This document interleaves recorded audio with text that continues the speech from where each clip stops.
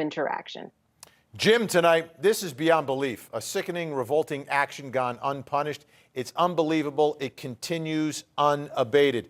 Lara, it was a 2-hour press conference yesterday, 2 hours to explain it. They even brought in the use of force expert whose opinion they took into consideration as well.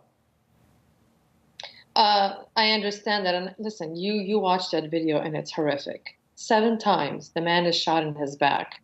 But you also look at the facts that led to that. And all we've got is a very short video.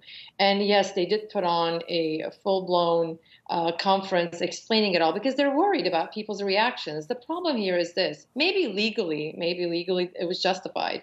But there's an undercurrent. There's people protesting, people who are upset because what people are basically trying to say is if this was someone who wasn't Black, if it was a white person, this may not have happened. They may have maybe shot him in the leg. Maybe they would not have shot him 7 times in the back. So, I mean, I could see both sides arguing it, and I understand both sides. From one side, I see why an officer may be concerned. He's got a knife in his hand, but at the same time, he hadn't used the knife. He didn't do anything to them. He was at that point getting into the car and about to leave. He's basically resisting arrest.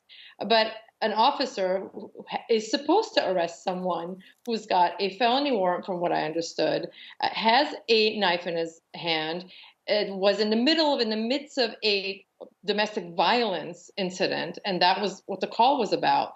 So, I mean, there are reasons why what happened, but was there a better way to handle this is the bottom line. And I'm sure there was a better way to handle it. It basically is a message for all of us that it's time for us to retrain our officers to learn how to de-escalate these situations and handle them better. And it's time for this department to have what they really needed, the body cams. We needed to see what happened prior to that last moment.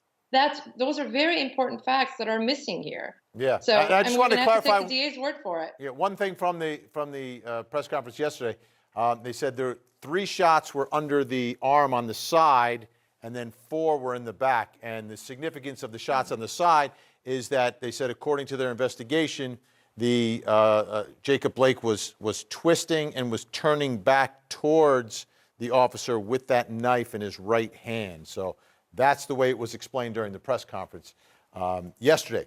Let's go to John. It would be interesting as far as when that was happening. Was that after the first 4 shots or before the first 4 the shots in the back? Yeah, they said there was no way to determine which shots were first. That would be. They said that would be impossible.